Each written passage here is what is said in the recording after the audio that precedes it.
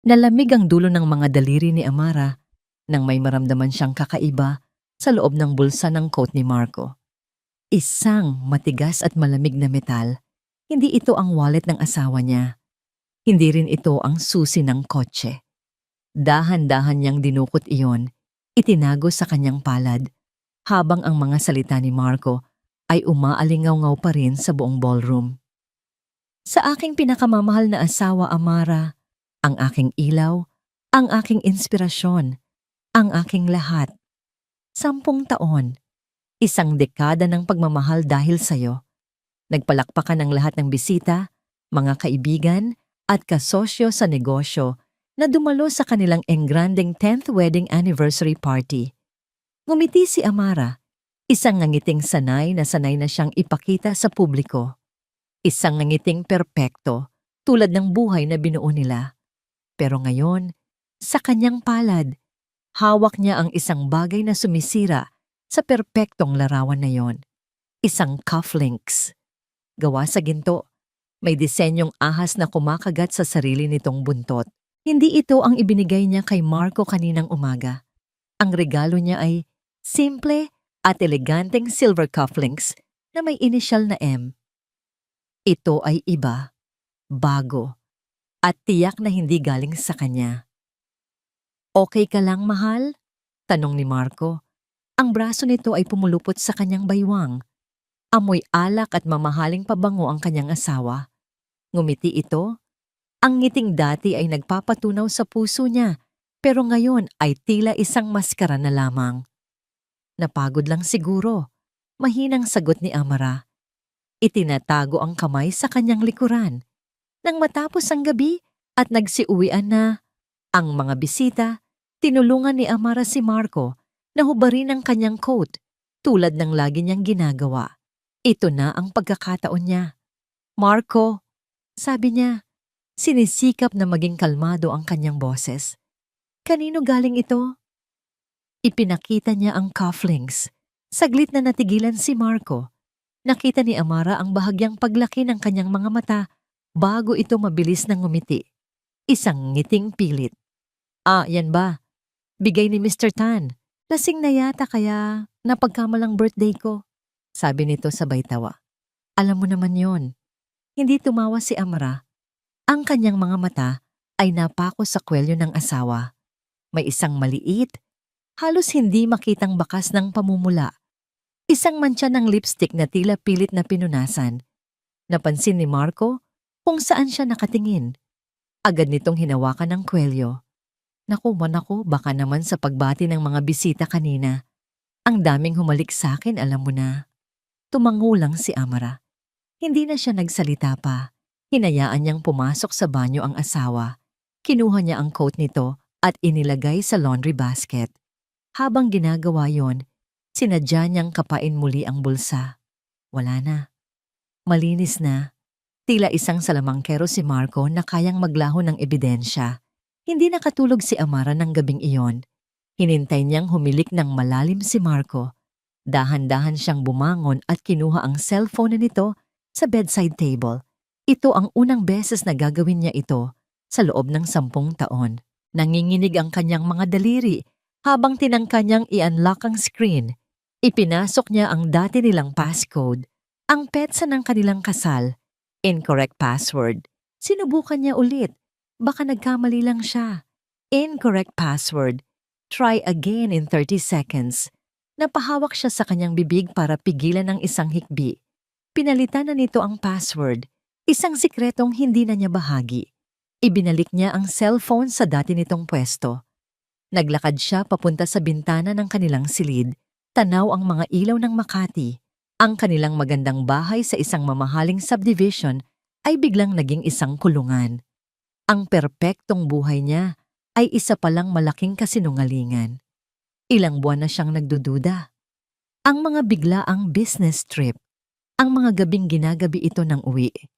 Ang pagiging mailap at malayo nito kahit magkatabi sila sa kama. Pero lagi niyang iwinawaksi ang mga yon. Takot siyang harapin ang katotohanan.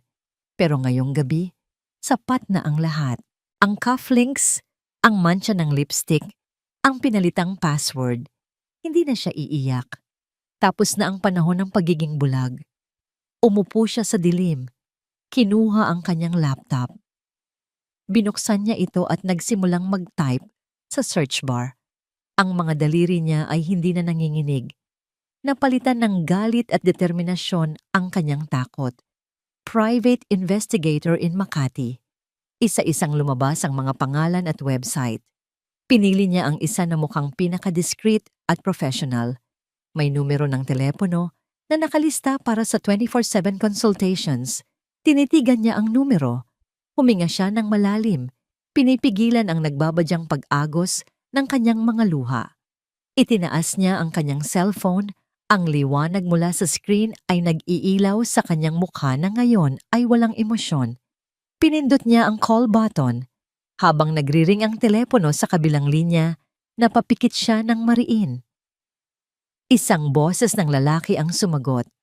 Vargas Investigations. How can I help you? Dahan-dahang iminulat ni Amara ang kanyang mga mata. Sa salamin ng bintana, nakita niya ang refleksyon ng isang babaeng hindi niya nakilala. Isang babaeng handa nang wasakin ang sarili niyang mundo para lang malaman ang katotohanan. Kailangan ko ng tulong ninyo. Bulong niya sa telepono. Ang bawat salita ay puno ng bigat ng isang pusong pinagtaksilan. Pinagmasdan ni Dante Vargas ang babaeng nakaupo sa pinakasulok na bahagi ng coffee shop. Siya si Amara Gonzales, o mas kilala bilang si Mrs. Amara de Leon. Kitang-kita sa suot nitong damit at sa Hermes bag na nakapatong sa katabing upuan na hindi ito basta-basta. Ang relo sa kanyang pulso ay mas mahal pa siguro sa kotse niya. Pero sa kabila ng yaman, nakita ni Dante ang pamilyar na itsura. Ang namumugto at malungkot na mga mata, ang panginginig ng mga kamay habang hawak ang tasa ng kape, ang pagiging aligaga sa paligid. Ito ang itsura ng isang taong wasak ang puso. At para kay Dante, ito rin ang itsura ng pera. Mrs. De Leon, bati niya. Umupo sa tapat nito nang hindi na naghihintay ng paanyaya. Ngumiti siya. Isang ngangiting ensayado na, ngiting nagpapakita ng simpatiya at profesionalismo. Salamat sa pagpunta. Tumingin sa kanya si Amara. May bakas ng pag-aalinlangan sa mga mata. Mr. Vargas, sigurado ba tayong ligtas dito? Walang nakakakilala sa akin dito, ma'am. At kung mayroon man, iisipin lang nilang ahente ako ng insurance na kinakausap ka, sagot ni Dante. Huwag kang mag-alala. Ang confidentiality, ang pangunahing serbisyo ko. Medyo nakahinga ng maluwag si Amara. Inilapag nito ang isang manipis na folder sa lamesa. Ito ang litrato ni Marco, ang asawa ko. At ito ang listahan ng mga usual na lugar na pinupuntahan na niya. Kinuha ni Dante ang folder ngunit hindi niya ito gaanong tiningnan. Kabisado na niya ang itsura ni Marco De Leon. Sino ba namang hindi makakakilala sa CEO ng De Leon Investments? Ang kailangan lang niya ay ang kumpirmasyon mula sa kliyente. Gusto kong malaman ang lahat, sabi ni Amara. Ang boses ay naging matigas. Saan siya pumupunta? Sino ang mga kasama niya? Lalo na kung meron siyang ibang babae. Tumango si Dante. Ang kanyang mukha ay seryoso. Makakaasa ka, ma'am. Bibigyan kita ng ebidensyang hindi niya maitatanggi. Mga litrato, video kung kinakailangan. Magkano? Para sa isang linggong surveillance, 150,000 pesos. Kalahati ngayon, kalahati kapag naibigay ko na ang report. Sabi ni Dante nang walang kurap. Hindi man lang natinag si Amara sa presyo. Kinuha nito ang isang makapal na puting sobre mula sa kanyang bag at idinulas ito sa ibabaw ng lamesa. Nandyan na ang kalahati. Cash. Gawin mo ang trabaho mo ng maayos, Mr. Vargas. Kailangan ko ng resulta sa lalong madaling panahon. Hinawakan ni Dante ang sobre. Naramdaman niya ang kapal ng mga papel sa loob. 75,000. Napangisi siya sa kanyang isip. Ang dali lang. Consider it done, Mrs. De Leon. Matapos ang kanilang pag-uusap, mabilis na umalis si Dante. Hindi siya pumunta sa opisina ni Marco De Leon. Sa halip, dumiretso siya sa isang luma. at masikip na off-track betting station sa Santa Ana. Mabaho ang amoy ng sigarilyo at alak sa loob. Isang malaking lalaki na may peklat sa muka ang sumalubong sa kanya. "Vargas, akala ko nagtatago ka na." "May pambayad na ako," sabi ni Dante.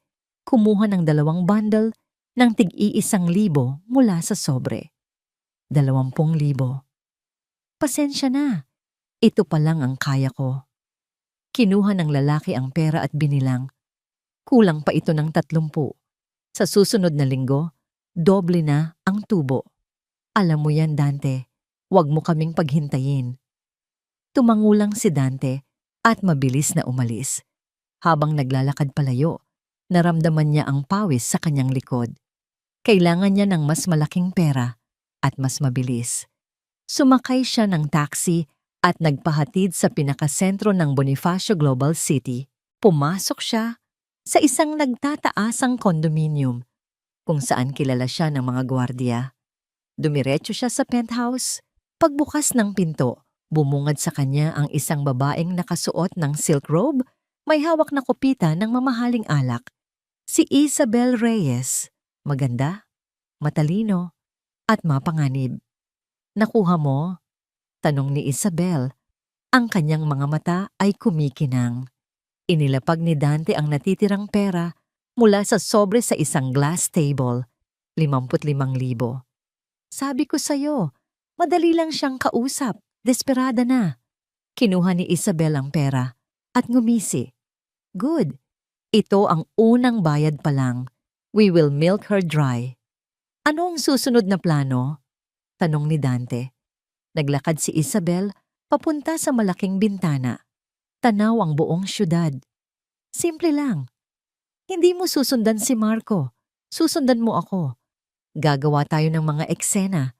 Kukuha ka ng mga litrato natin na magkasama, pero gagawin nating malabo ang mukha ko. Mga litratong magpapatunay na may babae nga si Marco. Paano kung magtanong siya tungkol sa'yo? Sabihin mo, hindi mo pa nakikilala.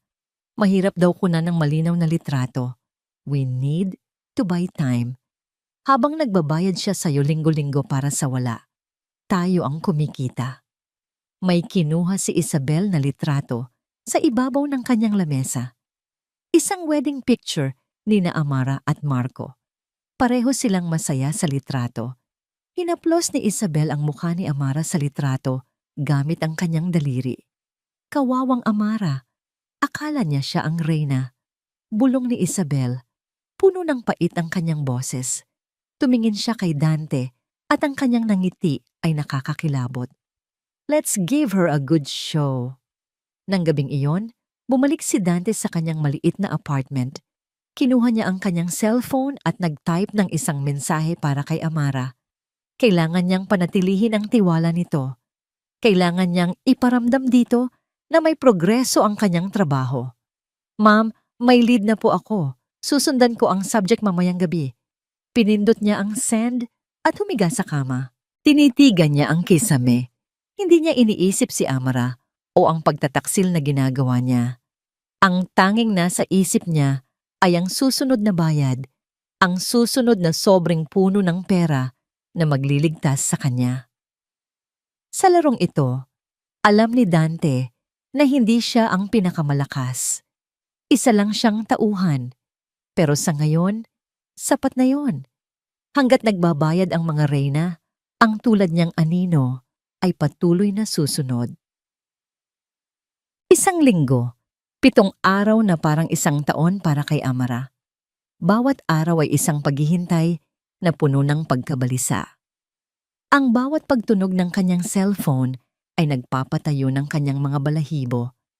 2 beses siyang tinext ni Dante Vargas sa loob ng linggong yon. Mga maikling update na walang detalye. Following a lead, ma'am. He's careful. Almost got a clear shot. Next time for sure. Ang mga mensaheng yon ay parang maliliit na patak ng lason na dahan-dahang pumapatay sa kanyang pag-asa. Gusto niyang maniwala na abala lang talaga si Marcos sa trabaho. Gusto niyang isipin na paranoid lang siya. Pero sa tuwing uuwi si Marco ng gabi na, Dala ang mga pilit na ngiti at mga dahilan, alam niyang may mali. Ang dating mainit nilang tahanan ay naging isang malamig na espasyo. Nag-uusap sila, pero hindi nagkakaintindihan. Magkatabi silang natutulog, pero may isang pader na hindi nakikita sa pagitan nila. Ngayong gabi, nagpaalam na naman si Marco. May importanteng dinner daw kasama ang mga investor. Hindi na nagtanong si Amara. Tumango na lang siya, hinalikan ito sa pisngi at pinanood itong umalis. Nang mag-isa na siya sa malawak nilang sala, kinuha niya ang kanyang tablet. Nag-scroll siya sa mga social media, sinubukang libangin ang sarili. Ngunit ang kanyang mga mata ay laging napapatingin sa email icon sa screen. Naghihintay. At pagkatapos, dumating ito. Isang notification, isang email mula sa isang address na hindi pamilyar, pero ang subject line ay nagpatigil sa kanyang paghinga. Evidence. Naramdaman ni Amara ang panlalamig ng kanyang mga kamay. Biglang bumilis ang tibok ng kanyang puso. Kumakabog sa kanyang dibdib na parang gustong kumawala. Ito na, ang katotohanang sabay niyang kinatatakutan at inaabangan. Nanginginig ang kanyang daliri habang pinipindot ang email. Nag-load ito at bumungad sa kanya ang ilang naka-attach na image files. Huminga siya ng malalim. Pinilit na patatagin ang sarili. Binuksan niya ang unang litrato. Malabo ito. Tila kuha mula sa malayo. Pero malinaw pa rin na si Marco iyon. Bumababa mula sa kanyang kotse sa harap ng isang mamahaling hotel sa Makati. Napakagatlabi si Amra. Ang sakit. Pero ito ang ebidensyang hinihingi niya.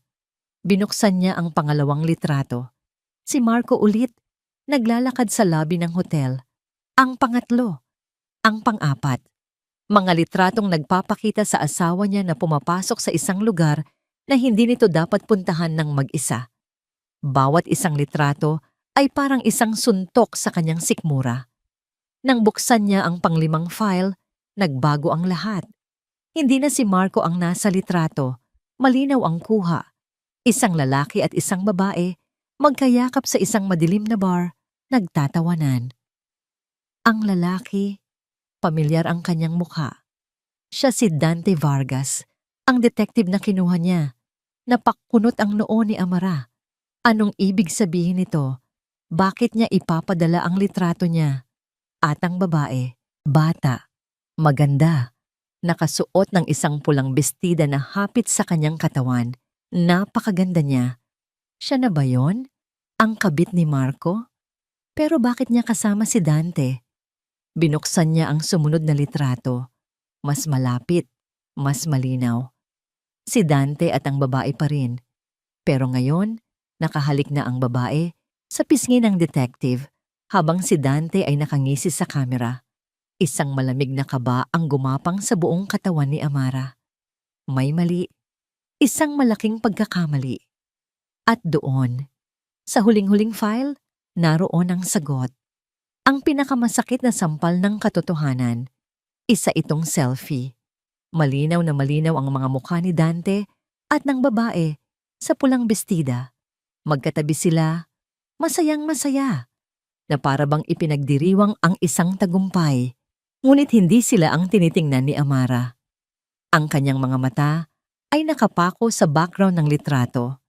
Sa likod nila, ilang lamesa ang layo. May isang lalaking nakatalikod, may kausap sa cellphone. Ang suot nitong suit, ang gupit ng buhok nito. Pinalaki ni Amara ang litrato, ang kanyang daliri ay nanginginig sa ibabaw ng screen. Nag-zoom in siya sa lalaking nasa likuran. Si Marco, walang duda, yun ang asawa niya. Nakaupo sa parehong bar, sa parehong gabi, pero hindi niya alam na ilang talampakan lang ang layo. Ang babaeng kinahuhumalingan niya at ang detective na binayaran ng sarili niyang asawa ay kumukuha ng litrato habang pinagtatawanan siya. Ang lahat ay biglang luminaw. Ang pera na ibinayad niya, ang mga pangako ni Dante, ang paghihintay. Isa itong malaking palabas, isang scam.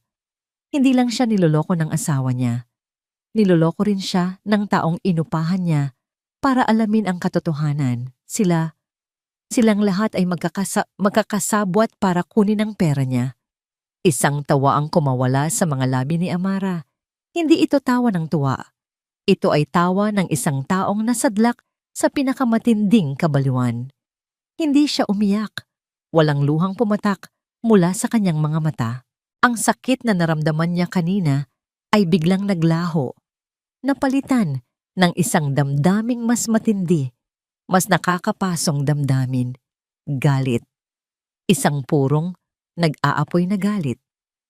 Sa isang iglap, ibinato niya ang tablet sa mamahaling sofa. Gumawa ito ng isang mahinang tunog. Napahilamos siya sa kanyang mukha. Ang kanyang katawan ay nanginginig, hindi dahil sa lungkot, kundi dahil sa nagpupuyos na puot. Pinaglaruan siya. Ginawa siyang tanga. Minaliit ang kanyang talino. Tumayo si Amara at naglakad papunta sa isang malaking salamin sa dingding. Tinitigan niya ang kanyang refleksyon. Ang babaeng nakatingin pabalik ay hindi na ang Amara na kilala niya. Ang mga mata nito ay hindi na malungkot. Ang mga ito ay malamig at matalim. Ang dating malambot na ekspresyon ay napalitan ng isang matigas na determinasyon. Ang pagtataksil ni Marco ay isang sugat sa kanyang puso. Pero ang sabuatan nila para lokohin siya, iyon ay isang deklarasyon ng giyera. Huminga siya ng malalim. Ang panginginig ng kanyang katawan ay huminto. Ang kanyang isip ay naging kalmado, naging mapanganib na kalmado. Gusto ninyo ng laro? Bulong niya sa sarili niyang refleksyon.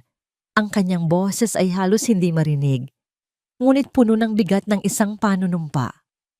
Ibibigay ko sa inyo. Ang katahimikan sa kanilang bahay ay mas nakakabingi kaysa sa anumang sigaw. Si Marco ay natutulog na sa kanilang silid, payapa, walang kamalay-malay sa bagyong namumuo sa loob ng kanyang asawa. Samantala, si Amara ay nasa library, napapalibutan ng dilim at ng mga libro na matagal na niyang hindi nababasa.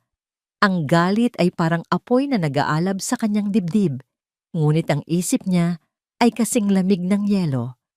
Alam niyang hindi niya kayang labanan si Marco sa paraang alam ng lahat. Masyado itong makapangyarihan, masyadong maimpluwensya. Kung pupunta siya sa pulis, tatawanan lang siya. Kung kukuha siya ng abogado, gagamitin lang ni Marco ang pera nito para patahimikin ang lahat.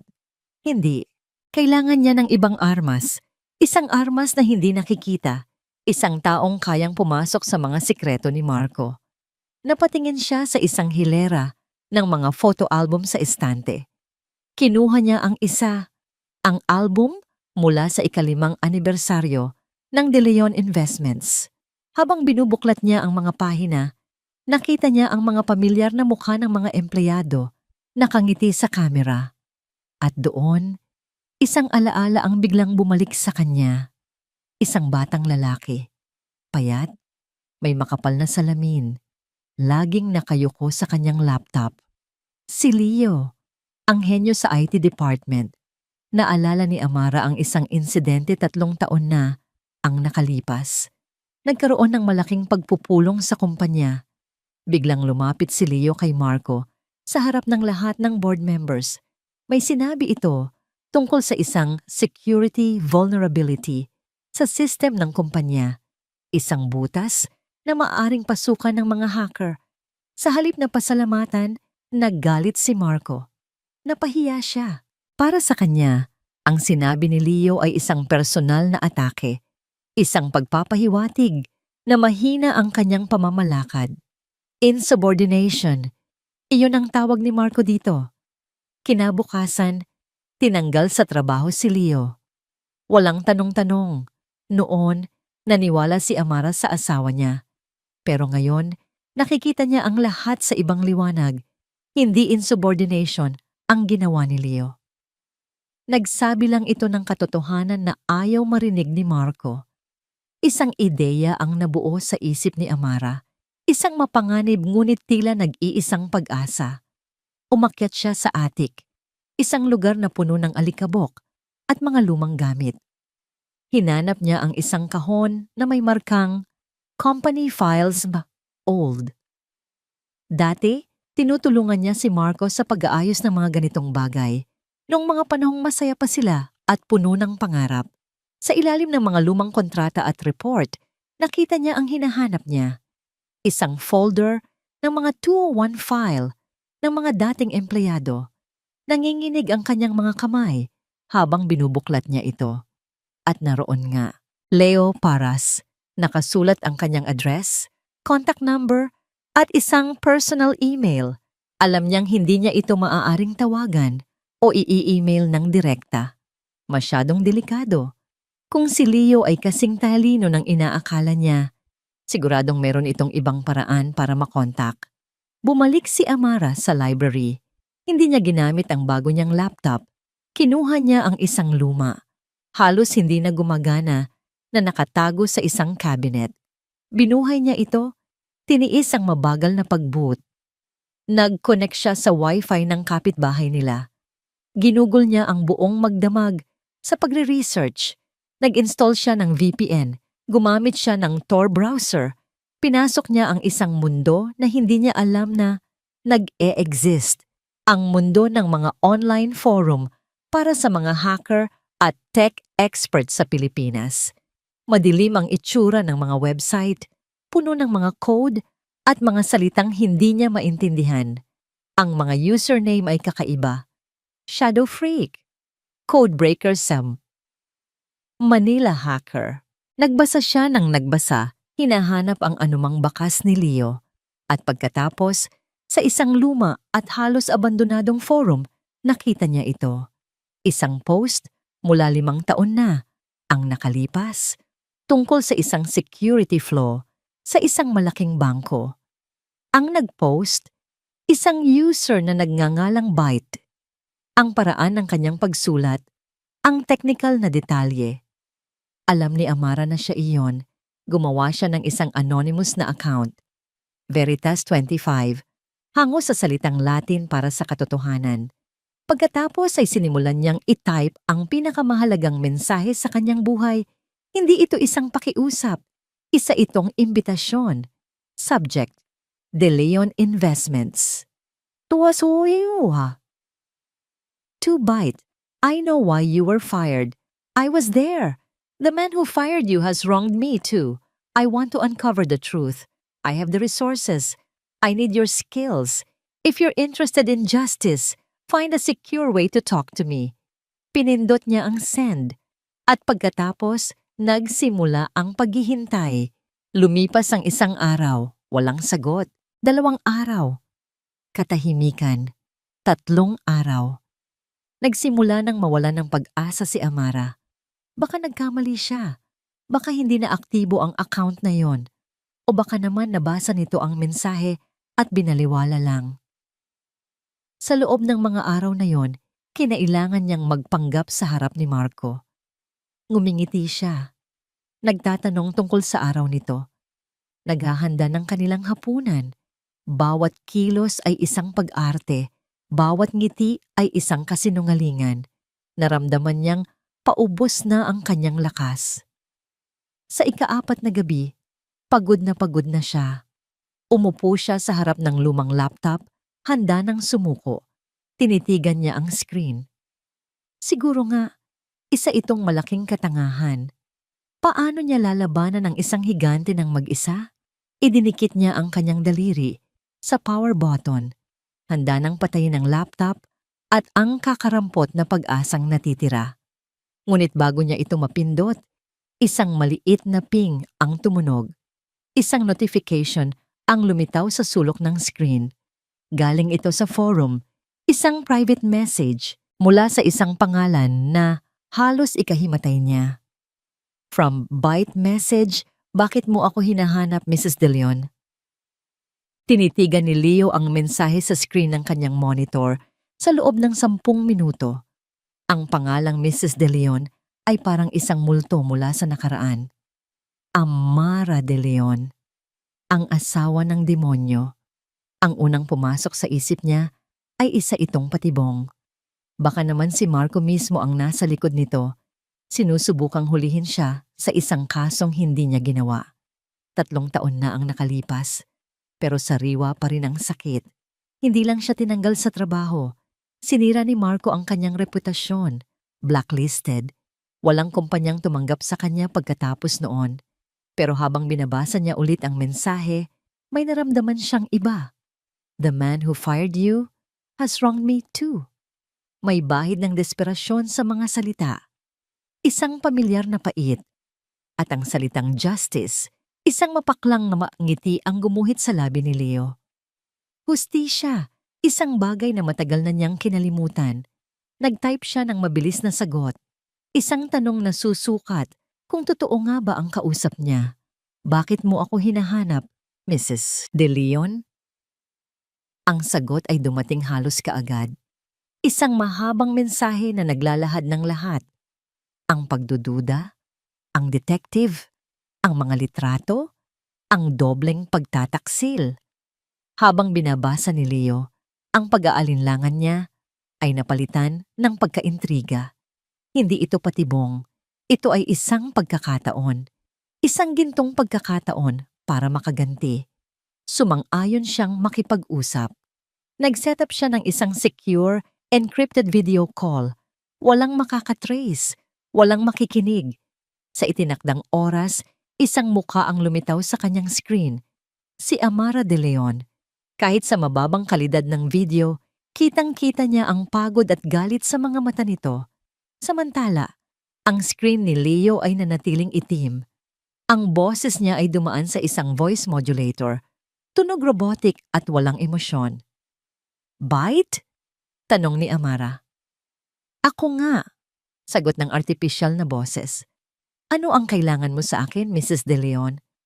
Amara, tawagin mo akong Amara, sabi nito. Kailangan kong malaman ang lahat. Ang bawat sikreto ni Marco, ang bawat transaksyon, ang bawat kasinungalingan. Magkano ang kailangan mo? Nag-isip si Leo. Binigyan niya ito ng isang presyong napakataas, isang presyong inaakala niyang tatanggihan nito. Walang problema.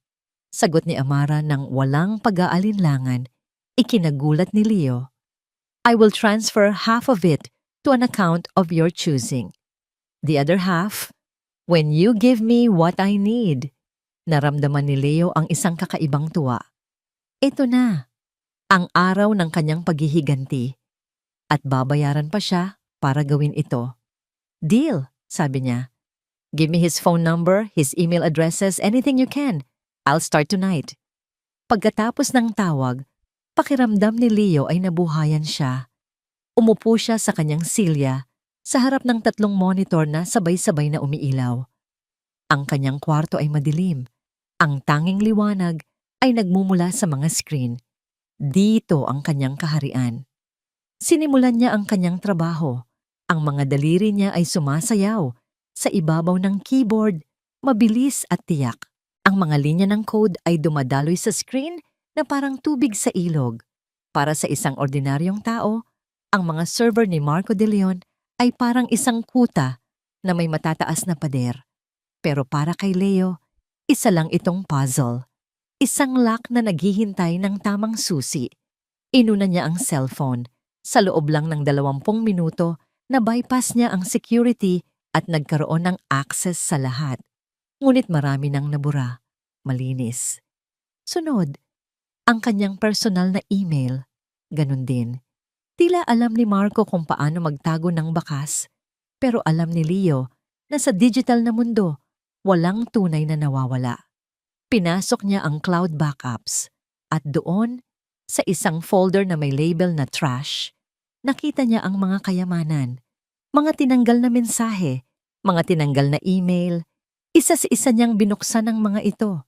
Naroon ang mga usapan ni na Marco at Isabel, ang mga plano nila, ang mga salitang matatamis ngunit puno ng lason. Nakita niya ang mga resibo, mga mamahaling alahas, mga 5-star hotel, mga dinner sa mga restaurant na nagkakahalaga ng 6 na buwang sahod niya noon. At pagkatapos, nakita niya ang isang email thread sa pagitan ni Isabel at Dante Vargas. Napangisi siya. From Isabel Reyes to Dante Vargas. Subject, Additional payment. He wants more pictures. Make sure she pays double for the emotional damage. Let her suffer a bit more. Isang tawa ang kumawala kay Leo. Ang kapal ng mukha nila. Kinuhanan niya ito ng screenshot. Ebidensya. Patuloy siyang naghalungkat.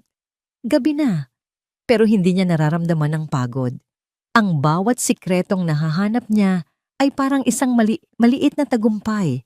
Isang sampal pabalik sa mukha ni Marco de Leon. Habang tinitingnan niya ang mga bank statement ni Marco, may isang bagay na pumukaw sa kanyang atensyon. Oo, nandoon ang mga gastos para kay Isabel. Pero meron pang iba. Mga malalaking wire transfer. Milyon-milyong piso. Hindi papunta sa account ni Isabel. Hindi rin papunta sa mga kilalang business partner. Ang pera ay dumadaloy sa isang kumpanyang hindi pamilyar. Isang shell corporation na nakarehistro sa Cayman Islands. Ang pangalan, Nautilus Holdings. Napakunot ang noo ni Leo. Hindi ito normal. Masyadong malaki ang halaga para sa simpleng pambababae. Masyadong komplikado ang transaksyon para itong pagtatago ng pera. O mas malala pa, biglang nagbago ang pakiramdam niya. Ang dating tuwa ng paghihiganti ay napalitan ng isang malamig na kaba. Ang binubuksan niya ay hindi na lang isang simpleng kaso ng adultery. Isa itong kahon na maaaring may lamang ahas na mas makamandag kaysa sa inaakala niya. Kinuha niya ang kanyang burner phone, isang lumang telepono na ginagamit niya para sa mga ligtas na tawag. Hinanap niya ang numero ni Amara. Kailangan niya itong makausap. Ngayon din, sumagot ito sa unang ring. Bite? May nahanap ka na ba? Huminga ng malalim si Leo. Ang boses niya, kahit dumaan sa voice modulator, ay hindi maitago ang biglaang pagkaseryoso. Amara, may nakita ako. Ang ebidensya tungkol sa babae niya? Oo, nakuha ko yon. Pero may iba pa, sabi ni Leo. Tumahimik siya sandali. Tinititigan ang mga numero sa screen na kumakatawan sa milyon-milyong pisong nawawala. At sa tingin ko, hindi lang ito tungkol sa babae. Ang lugar na ipinadala ni Bite sa pamamagitan ng encrypted message ay malayo sa mundo ni Amara. Isang luma at maliit na internet cafe sa isang eskinita sa Pasay. Amoy alikabok at lumang aircon ang bumungad sa kanya pagpasok. Ang ilaw mula sa mga monitor ng computer ang tanging nagbibigay liwanag sa madilim na espasyo, kung saan abala ang mga kabataang lalaki sa paglalaro. Pakiramdam ni Amara ay napunta siya sa ibang planeta. Mahigpit ang hawak niya sa kanyang simpleng shoulder bag, suot ang isang malaking sombrero at sunglasses kahit paggabi na. Umupo siya sa bakanteng cubicle sa pinakadulo, tulad ng nasa instruksyon.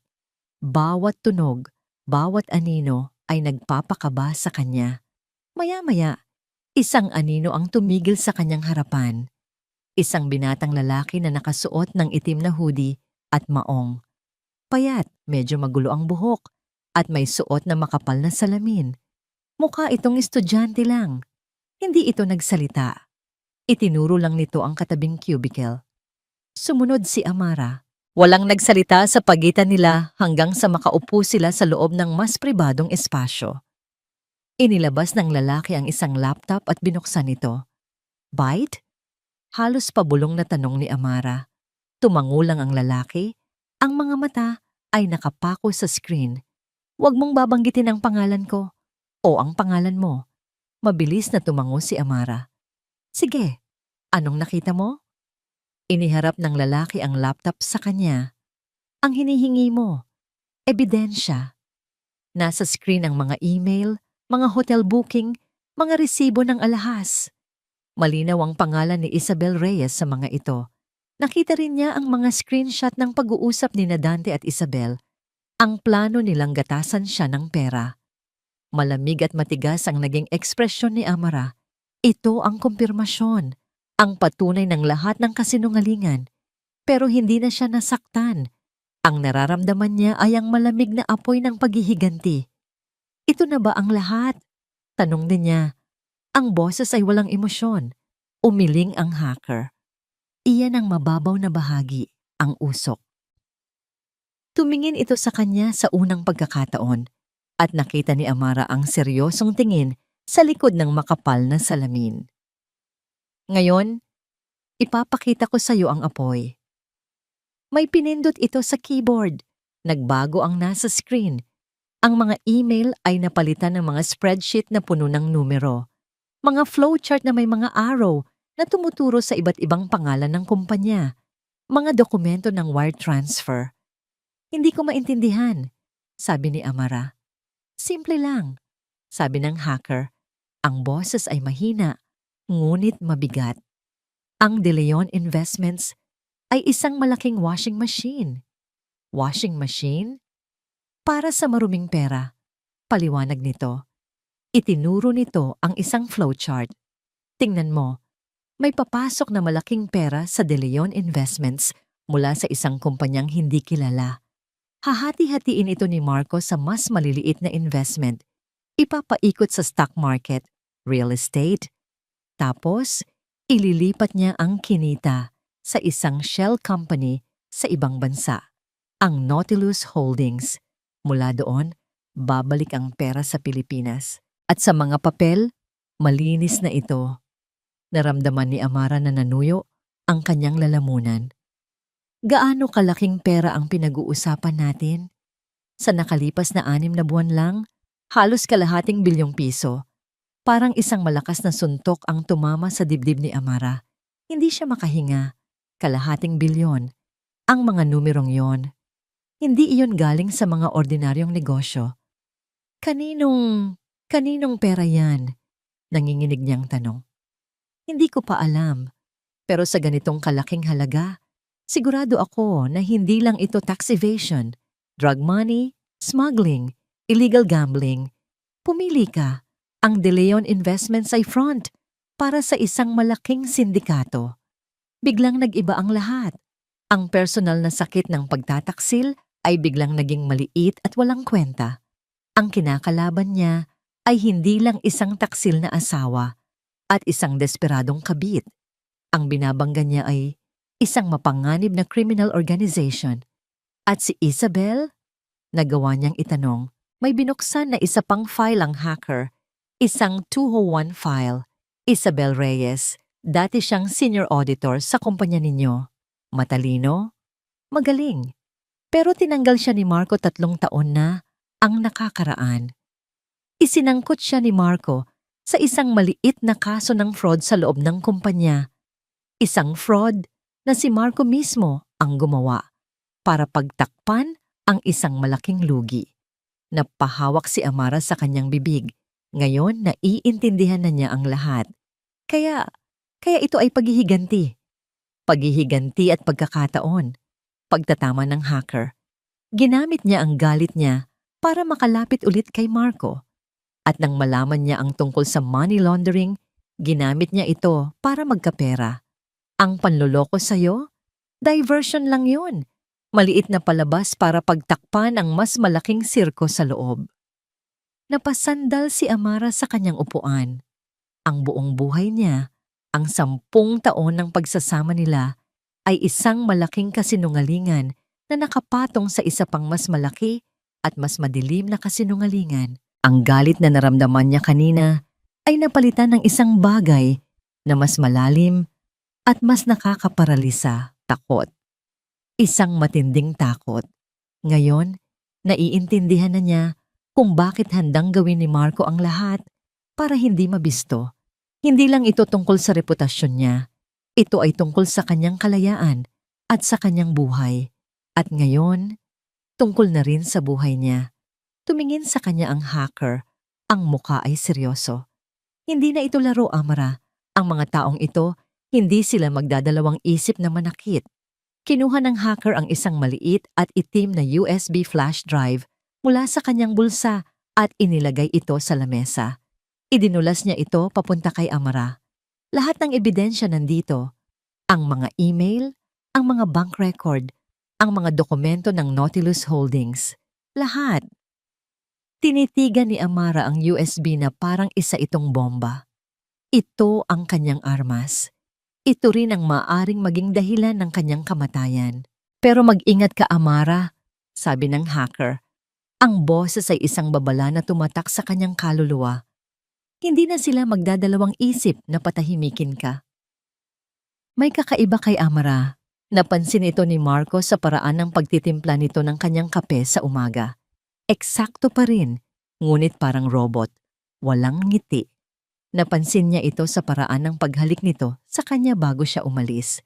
Malamig ang mga labi, walang init. At napansin niya ito ngayon, sa hapagkainan, sa gitna ng kanilang malawak na dining room. Tahimik lang itong kumakain. Hindi ito nagtatanong kung kumusta ang araw niya. Hindi ito nagkukwento tungkol sa mga halaman nito o sa charity work na pinagkakaabalahan. Nakatingin lang ito sa kanyang plato. Ang mukha ay kalmado sa isang paraan na nakakakilabot. Ilang araw ng ganito.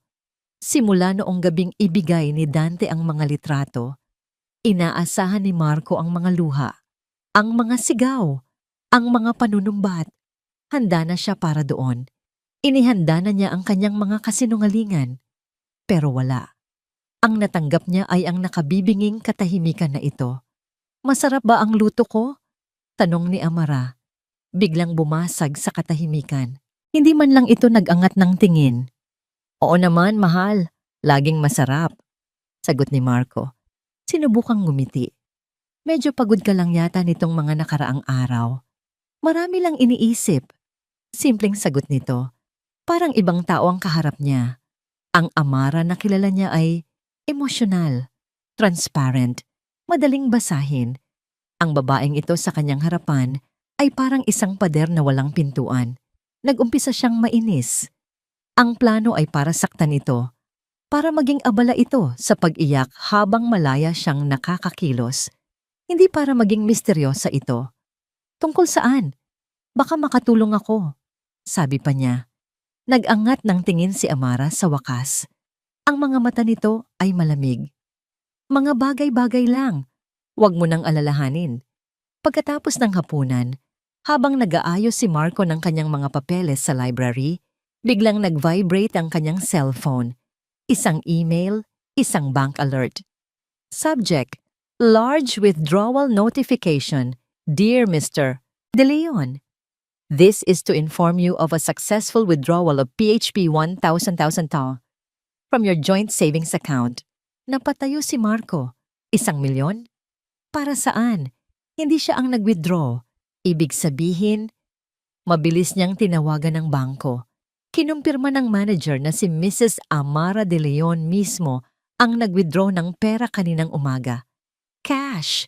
1,000,000 piso. Saan niya dinala ang pera? Anong binili niya? Isang alon ng paghihinala ang biglang bumalot sa kanya. Pumunta siya sa balkonahe. Tinitiyak na hindi siya maririnig ni Amara. Mabilis niyang tinawagan si Isabel. Hello, mahal. Malambing na boses ni Isabel ang sumagot. Isabel, may problema? Sabi ni Marco. Walang paligoy-ligoy. Hindi gumagana ang plano. Hindi siya umiiyak. Tahimik lang siya. At ngayon, nag-withdraw siya ng 1,000,000 sa account namin. Narinig niya ang pagtawa ni Isabel sa kabilang linya. Relax, Marco. Baka naman nag-shopping lang. Pambili ng bagong bag para maibsan ng lungkot. Hindi, mariing sabi ni Marco. Kilala ko si Amara. Hindi siya gagastos ng ganoon kalaki ng hindi nagpapaalam. May iba dito. Hindi siya nasasaktan. Nag-iisip siya. At ano naman kung nag-iisip siya? Tanong ni Isabel. May bahid ng pagkainis. Anong magagawa ng isang simpleng may bahay? Hindi ko alam. At yun ang hindi ko gusto, sabi ni Marco. Ang kanyang boses ay naging malamig at mapanganib. Kailangan nating malaman kung ano ang binabalak niya. Paano? Yung partner mo, si Dante, sabihan mo siya. Utos ni Marco. Hindi na si Marco de Leon ang susundan niya. Ang asawa ko na. Anong ipapagawa mo sa kanya? Bantayan mo lahat ng galaw niya, sabi ni Marco. Ang kanyang mga salita ay mabagal at puno ng diin. Alamin mo kung sino ang mga kausap niya, saan siya pumupunta. Gusto kong malaman kahit ang paghinga niya. Maliwanag? Maliwanag, sir, sagot ni Isabel. Ang boses ay naging masunurin na. Pagkatapos ng tawag, bumalik si Marco sa loob. Ang kanyang isip ay naglalaro na ng iba't ibang senaryo. Ang 1,000,000 piso, ang kakaibang katahimikan, hindi ito tama. Kinabukasan, nagsimulang dumating ang mga report mula kay Dante sa pamamagitan ni Isabel. Nagpunta sa mall, nag-window shopping lang, nagpamanicure, kumaing mag-isa sa restaurant. Mga ordinaryong gawain, ngunit hindi pa rin mapalagay si Marco. Alam niyang meron siyang hindi nakikita. At noong Biyernes ng hapon, dumating ang mensaheng nagpatibay sa kanyang hinala. Isang text mula kay Isabel na may kalakip na litrato. Ang litrato ay malabo. Kuha mula sa malayo, sa labas ng isang gusaling mukhang luma. Nakatayo si Amara sa isang madilim na eskinita. May kausap itong isang tao na naka-hoodie, hindi makita ang mukha. At sa litrato, kitang-kita ang pag-abot ni Amara ng isang makapal na brown envelope sa taong iyon. Kasunod ng litrato ay isang text message mula kay Dante na ipinasa ni Isabel. May katagpo si Mrs. Tinitigan ni Marco ang litrato, ang sobre, ang taong misteryoso, ang kanyang asawa na akala niya ay mahina at madaling kontrolin, ay gumagalaw sa dilim. Isang malamig na ngisi ang gumuhit sa kanyang mga labi. Ang laro ay nag-iba na. Hindi na ito tungkol sa panloloko. Ito ay naging laro ng pusa at daga. At si Marco de Leon ay laging siguradong siya ang pusa. Ang USB na ibinigay ni Byte ay parang isang piraso ng mainit na bakal sa loob ng bag ni Amara. Dala niya ito saan man siya magpunta. Hindi niya ito maiwan. Ito ang kanyang alas. Ito rin ang kanyang sentensya. Simula nang matanggap niya ang litrato mula kay Marco, alam ni Amara na nagbago na ang laro. Hindi na lang siya ang nagmamasid. Siya na rin ang pinagmamasdan. Naramdaman niya ito. Ang pakiramdam na may mga matang laging nakatingin. Isang kotse na laging nasa likuran niya ng ilang kanto bago biglang lumiko. Isang lalaking nagbabasa ng dyaryo sa coffee shop na tila hindi naman talaga nagbabasa. Si Dante Vargas, sigurado siyang ito ang inutusan ni Marco. Ang aso na pinakawalan para sundan siya. Kaya naman, nag-ingat siya ng husto. Ang pakikipag-usap niya kay Byte ay ginagawa na lamang niya sa pamamagitan ng isang lumang burner phone na binili niya gamit ang cash. Ang mga mensahe nila ay naka-encrypt at agad na binubura. Itinago niya ang USB sa isang lugar na hinding-hindi mahahanap ni Marco. Sa loob ng isang lumang teddy bear mula sa kanyang pagkabata na nakatago sa pinakasulok ng bodega. Kailangan niyang magpanggap. Kailangan niyang palabasin na wala siyang alam. Na siya ay isang ordinaryong asawang nagsisimula ng maghinala. Isang araw, habang alam niyang nasa bahay si Marco, kinuha niya ang kanyang cellphone at tumawag sa isang numero. Hello, Law Offices of Attorney Reyes? Malakas niyang sabi, sapat lang para marinig kung may nakikinig. Gusto ko sanang mag-set ng appointment tungkol sa annulment. Alam niyang peke ang numero. Isa itong voice recording service na sinet up ni Byte. Ngunit ang palabas ay para kay Marco. Kailangan niyang ipaalam dito na ang tanging nasa isip niya ay hiwalayan. Hindi ang mga sikreto ng kumpanya nito. Kailangan niyang ilihis ang atensyon nito palayo sa tunay niyang plano. Isang gabi, habang kausap niya si Byte sa secure line, isang babala ang ibinigay nito. May nagtatangkang i-trace ang IP address ko, Amara. Sabi ng robotic na boses. Hindi sila magaling pero mapilit. Galing sa isa sa mga server ng kumpanya ninyo. Naramdaman ni Amara ang panlalamig sa kanyang batok. Si Marco. Malamang, naghihinala na siya ng husto. Doblehin mo ang pag-iingat mo. Kinabukasan, habang nag-aayos siya ng mga libro sa library, Isang bagay ang nahagip ng kanyang paningin. Ang paborito niyang libro, ang The Count of Monte Cristo, ay bahagyang nakausli sa estante, wala sa tamang pwesto. Siya lang ang nag-aayos ng mga libro sa bahay na ito. Imposibleng may ibang gumalaw. Kinuha niya ang libro. May kakaiba sa bigat nito. Kinapa niya ang likurang bahagi ng pabalat. At doon, naramdaman niya ang isang maliit na umbok. Dahan-dahan, gamit ang kanyang kuko, tinuklap niya ang papel.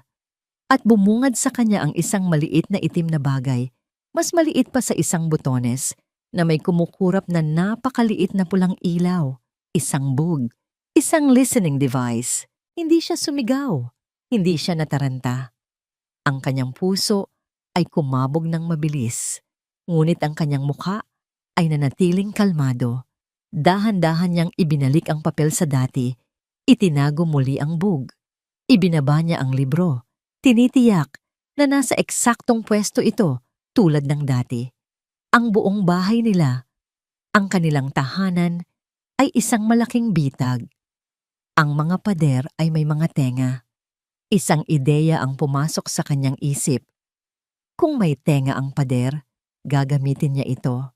Sa mga sumunod na araw, ginamit niya ang library para sa mga confidential na tawag. Taimtim siyang nakikipag-usap sa kanyang abogado, nagrereklamo tungkol sa pagtataksil ni Marco, humihingi ng malaking financial settlement. Gusto ko ng kalahati ng lahat, attorney, lahat ng assets ng De Leon Investments. Malakas niyang sabi isang hapon. Alam na alam niyang nakikinig si Marco sa kabilang linya, saan man ito naroroon. Wala akong pakialam sa mga babae niya, ang pera niya ang habol ko.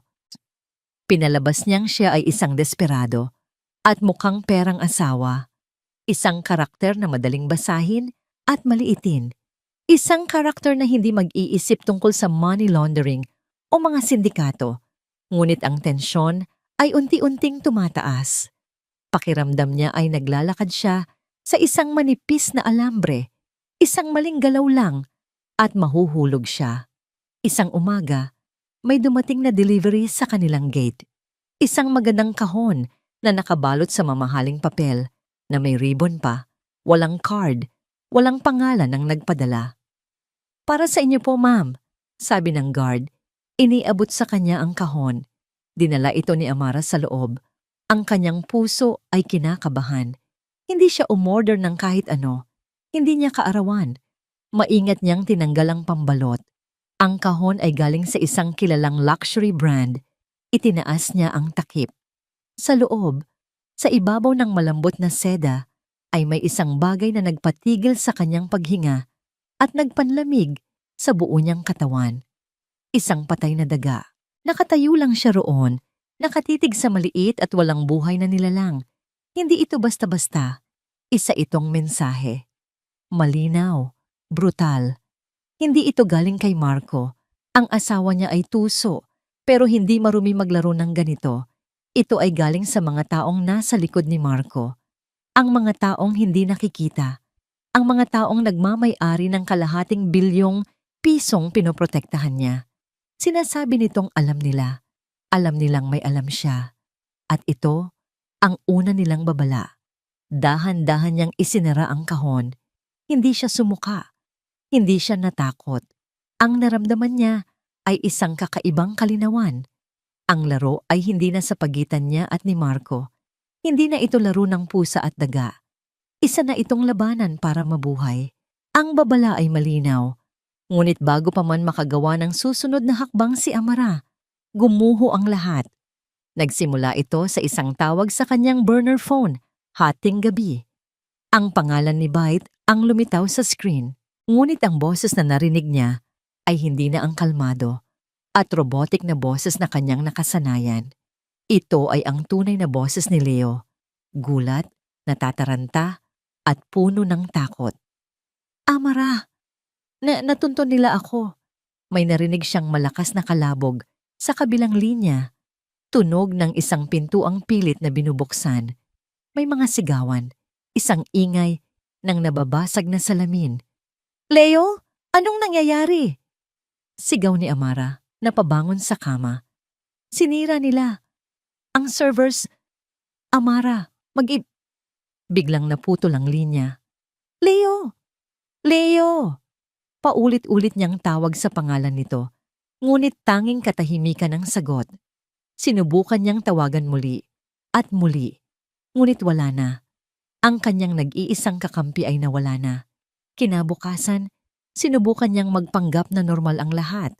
Kailangan niyang manatiling kalmado. Pumunta siya sa supermarket para mamili ng mga pangunahing pangangailangan. Ngunit nang nasa counter na siya para magbayad, nangyari ang pangalawang dagok. "I'm sorry, ma'am. Declined po," sabi ng cashier. Ibinabalik ang kanyang credit card. Nagulat si Amara. Inabot niya ang isa pa. "Sige, ito na lang." "Declined din po, ma'am." Isang malamig na kaba ang gumapang sa kanyang dibdib. Sinubukan niya ang kanyang debit card. "Insufficient funds po, ma'am." Ang mga tao sa likuran niya ay nagsimula ng magbulungan. Ang mukha ni Amara ay namula sa hiya at takot. Iniwan niya ang kanyang mga pinamili at nagmamadaling lumabas ng supermarket. Ang mga mata ng lahat ay nakasunod sa kanya. He froze everything. Na-access ni Marco ang lahat ng kanilang account. Pinutol nito ang kanyang pinagkukunan ng pera. Isa na siyang bilanggo na walang sariling yaman. Nanginginig siyang sumakay sa kanyang kotse. At doon, habang sinusubukan niyang pakalmahin ang sarili, tumunog ang kanyang personal na cellphone. Ang pangalan ng kanyang ina ang nakarehistro. "Ma, napatawag po kayo?" Sinubukan niyang pasayahin ang kanyang boses. Ngunit isang humihikbing boses ang kanyang narinig. "Anak, Amara, ma, anong problema? Bakit kayo umiiyak?" May mga lalaking nakakatakot dito sa labas ng bahay," sabi ng kanyang ina sa gitna ng mga hikbi. Kanina pa sila paikot-ikot. Nagtanong sa kapitbahay kung dito ba nakatira ang pamilya ni Amara de Leon. "Anak, natatakot ako. Anong nangyayari?" Doon na gumuho ang lahat ng natitirang lakas ni Amara. Hindi na siya. Hindi na lang siya ang puntirya. Idinadamay na niya ang kanyang pamilya. Ang kanyang mga mahal sa buhay na walang kaalam-alam ay nasa panganib dahil sa kanya. "Ma, makinig po kayo," sabi ni Amara. Ang bawat salita ay mabigat at nanginginig. "Ilak niyo po ang lahat ng pinto at bintana. Huwag po kayong lalabas. Huwag kayong magpapapasok ng kahit sino. Tatawag po ako ng pulis. I promise, ma, aayusin ko to." Pagkababa ng telepono, napahagulhol si Amara. Isang iyak na puno ng pagkatalo, pagsisisi at matinding takot. Pag-uwi niya sa bahay, nadatnan niya si Marco na naghihintay sa sala. Nakaupo ito sa kanyang paboritong armchair, kalmado, na para bang isang hari sa kanyang trono.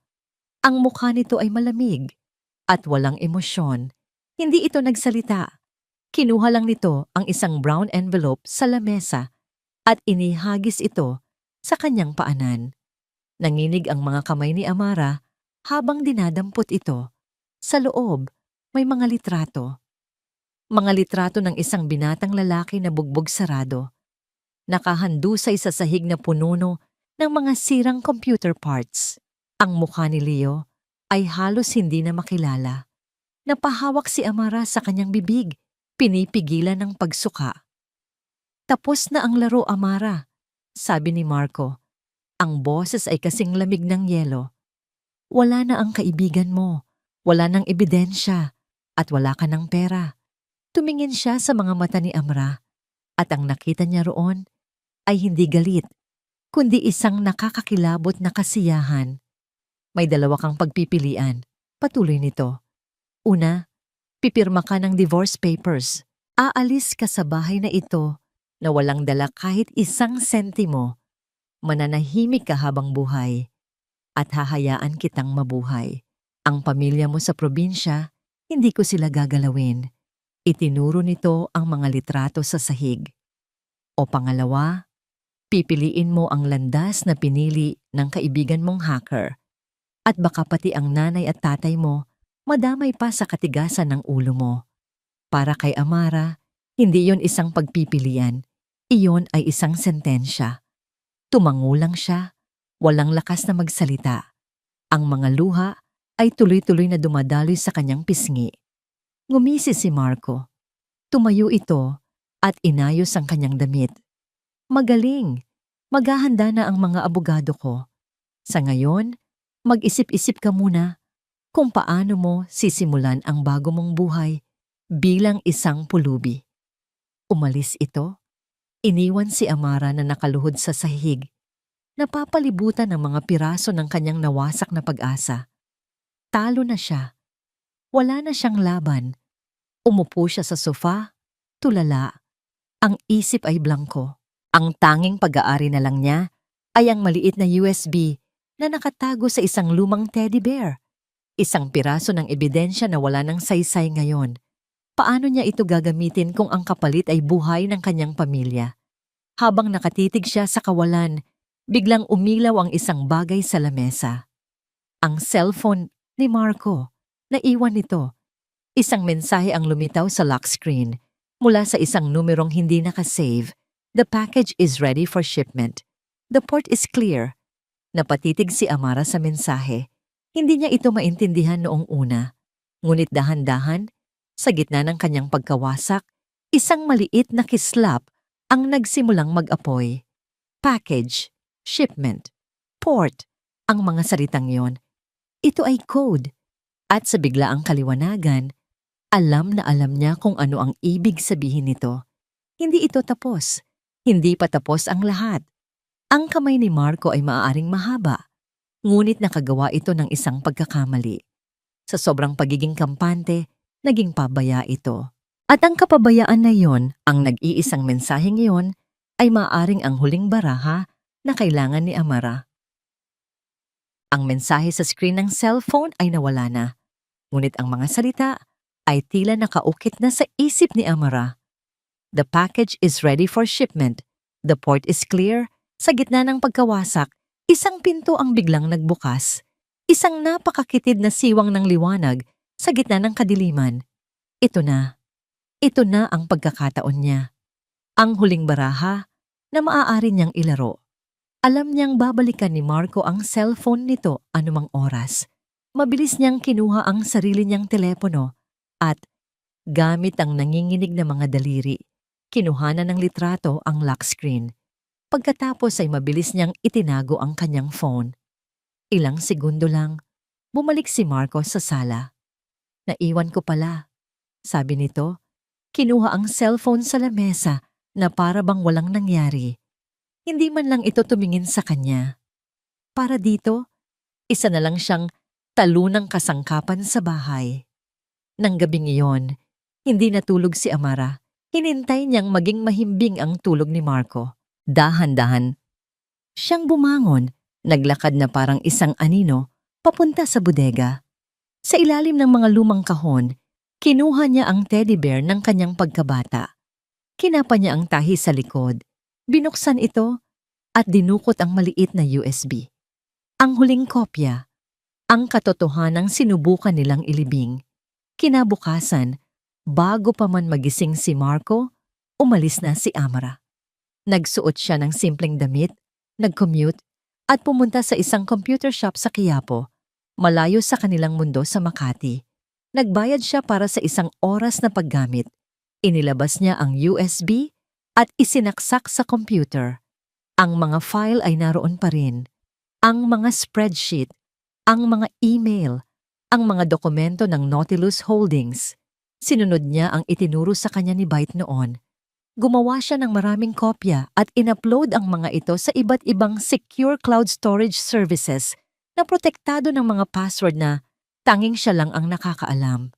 Pagkatapos, nilinis niya ang kasaysayan ng computer at umalis na walang bakas. Ngayon, hawak na niya ang kanyang sandata.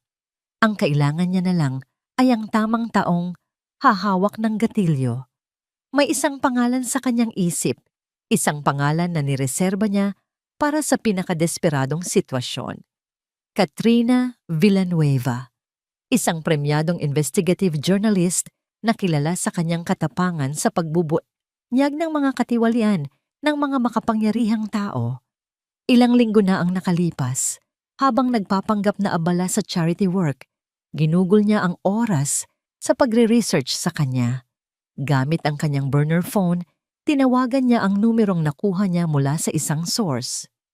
Villanueva. Isang matigas at abalang boses ng babae ang sumagot. Miss Villanueva. Nagsimula si Amara. Sinisikap na patatagin ang kanyang boses. Hindi mo ako kilala, ngunit meron akong hawak na istorya. Isang istorya na yayanig sa mundo ng negosyo sa Pilipinas. Tungkol ito kay Marco De Leon. Narinig ni Amara ang pagbuntong hininga sa kabilang linya. Miss, marami akong ginagawa. Kung may reklamo ka sa asawa mo, hindi ito tungkol sa pambababae, putol ni Amara. Ito ay tungkol sa money laundering, daan-daang milyon, isang sindikato, isang sandali ng katahimikan. Saan tayo pwedeng magkita? Tanong ni Katrina. Ang tono ay biglang naging seryoso. Nagkita sila sa isang tahimik na sulok ng National Library. Si Katrina Villanueva ay isang babaeng may matatalim na mata at walang emosyong mukha. Tinitigan niya si Amara na para bang sinusuri nito ang bawat hibla ng kanyang pagkatao. Okay, Mrs. De Leon, mayroon kang 15 minuto para kumbinsihin ako. Sabi nito, inilabas ang isang maliit na voice recorder. Huminga ng malalim si Amara at nagsimulang magkwento. Inilahad niya ang lahat. Ang pagdududa, ang detective, ang dobleng pagtataksil. Nakikinig lang si Katrina, walang reaksyon. Mukha itong hindi naniniwala. Isang kwento ng mag-asawa. Narinig ko na yan, sabi ni Katrina nang matapos si Amara. Pero hindi mo pa naririnig ito, sabi ni Amara. Ibinigay niya ang isang piraso ng papel. Nakasulat doon ang mga link at password sa cloud storage. Lahat ng ebidensya, nandyan. Kinuha ni Katrina ang kanyang tablet, nag-type at nagsimulang magbasa. Nakita ni Amara ang dahan-dahang pagbabago sa mukha nito. Ang pag-aalinlangan ay napalitan ng pagkamangha at pagkatapos ay ng isang matinding focus. Nakita nito ang mga bank statement, ang mga email, ang mga dokumento ng Nautilus Holdings. Diyos ko! Bulong ni Katrina. Tumingin ito kay Amara. Ngayon ay may halong paggalang at pag-aalala. Alam mo ba kung gaano ito kapanganib? Oo, simpleng sagot ni Amara. Kaya kailangan ko ng tulong mo. At mayroon pa. Dagdag ni Amara, inilabas niya ang kanyang cellphone at ipinakita ang litrato ng text message na nakuha niya. The package is ready for shipment. The port is clear. Biglang nanlaki ang mga mata ni Katrina. Kailan ito? Hindi ko alam. Pero sa tingin ko, malapit na. Ito na ang pagkakataon para mahuli sila sa akto. Tumayo si Katrina. Ang kanyang isip ay tila tumatakbo na ng 100 milya bawat oras. Okay, ito ang gagawin natin. I-verify ko ang lahat ng ito. Makikipag-ugnayan ako sa isang trusted source ko sa NBI, yung hindi kayang bilhin. Hindi natin pwedeng daanin lang sa pulis. Baka may mga tao sila doon. Naglakad-lakad ito habang nag-iisip. Kapag nakuha ko na ang petsa at lokasyon ng shipment, sabay tayong kikilos. Sa eksaktong oras ng raid ng NBI, ilalabas ko ang buong istorya, mga headline, breaking news, social media. Gagawa tayo ng ingay na hindi nila kayang takpan. Ang pressure mula sa publiko, ang magiging protection mo. Tumingin ito kay Amara. Ang mga mata ay nag-aalab. Pero para gumana ito, kailangan mong bumalik doon. Kailangan mong magpanggap na wala kang alam. Natalo ka na. Kaya mo ba? Ang tanong ay parang isang hamon, isang pagsubok sa kanyang katatagan. Tumango si Amara. Ang kanyang puso ay puno ng takot, ngunit ang kanyang kaluluwa ay puno ng determinasyon. Kaya ko. Nang gabing iyon, umuwi si Amara sa bahay na parang isang sundalong bumabalik sa teritoryo ng kaaway. Nadatnan niya si Marco sa library, umiinom ng alak. Ang mukha ay puno ng pagwawagi. Huminto si Amara sa may pintuan. Tumingin siya dito. Ang kanyang mukha ay blanko. Ang kanyang mga mata ay walang buhay. ang perpektong maskara ng isang taong sumuko na. "Okay, Marco," sabi niya. Ang kanyang boses ay mahina at basag. "Panalo ka na." Huminga siya ng malalim. Inihahanda ang kanyang sarili para sa huling yugto ng kanyang pag-arte. "Pag-usapan natin ang divorce." Ang hangin sa pribadong daungan ay malamig at amoy alat ng dagat na may halong langis. Ngunit para kay Marco de Leon, ito ang amoy ng tagumpay. Nakatayo siya sa dilim, ang liwanag lang ng buwan, at ang isang poste ng ilaw ang tumatama sa kanyang mukha. Sa kanyang harapan, isang grupo ng mga tauhan ang abala sa pagkakarga ng mga kahon mula sa isang van papasok sa isang maliit na speedboat. Hindi ito ordinaryong kargamento. Ang bawat kahon ay naglalaman ng milyon-milyong pisong cash, maruming pera na malapit nang maging malinis. Ang huling hakbang sa isang napakakomplikadong operasyon. Napangisi si Marco, perpekto ang lahat. Ang kanyang mga kasosyo sa sindikato ay masaya. Ang kanyang yaman ay patuloy na lumalago. At si Amara, ang kanyang maliit na problema ay naayos na. Sa isip niya, nakikita niya ang mukha ng kanyang asawa. Talunan, wasak, nagmamakaawa. Isang langaw na madali niyang tinapik. Lumapit sa kanya si Isabel. Ang katawan ay balot sa isang itim na leather jacket. Mayroong kaba at pananabik sa mga mata nito. "Malapit na, Marco. Pagkatapos nito, pwede na tayong magbakasyon sa Europe." "Pagtapos nito, Isabel, ang buong mundo ay sa atin." Mayabang niyang sagot. Inaakbayan ito. Sa di kalayuan, nakatayo si Dante Vargas, nakasandal sa isang container van, naninigarilyo. Siya ang nagsisilbing bantay. Mukha itong iritado. Naghihintay na lang sa kanyang bayad. Para kay Marco, silang dalawa ay mga kasangkapan lang. Isang babaeng ginamit niya para sa kanyang kaligayahan at ambisyon, at isang asong kalye na ginamit niya para sa maruming trabaho. "Sir," sabi ng isa sa mga tauhan, "okay na po ang lahat. Handa nang umalis ang bangka." Itinaas ni Marco ang kanyang kamay, handa nang ibigay ang hudyat. Ito na ang sandali ng kanyang pinakamalaking tagumpay. Ngunit bago pa man niya maibaba ang kanyang kamay, isang tunog ang bumasag sa katahimikan. Isang ping ng isang cellphone notification. Sinundan ito ng isa pa at isa pa. Hanggang sa ang buong daungan ay napuno ng sabay-sabay na tunog ng mga notification mula sa mga cellphone ng lahat ng tauhan, ni Dante, ni Isabel, at maging sa kanyang sarili. Napakunot ang noo ni Marco, inis. "Ano yan? Sinabi kong patay ng mga telepono nyo." Ngunit napansin niyang lahat ay nakatingin sa kani-kanilang screen. Ang kanilang mga mukha ay biglang namutla.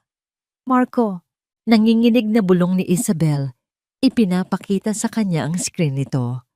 Kinuha ni Marco ang sarili niyang mamahaling cellphone.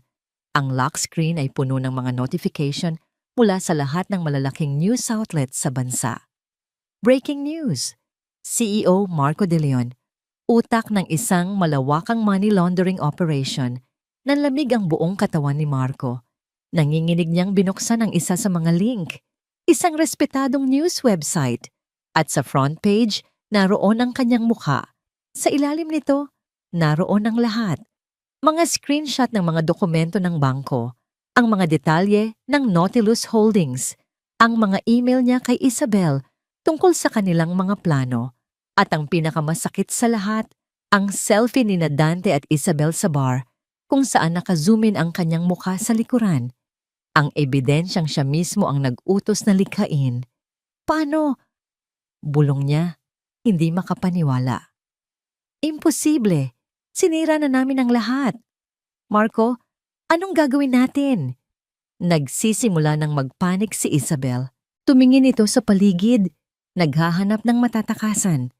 Sinubukan niyang tumakbo papunta sa dilim, ngunit huli na ang lahat. Biglang umalingaw-ngaw ang isang nakabibinging dagundong ng mga sirena. Mula sa lupa, mula sa dagat. Tila nagmula sa lahat ng direksyon. Kasunod nito, Bumukas ang mga nakakasilaw na floodlights.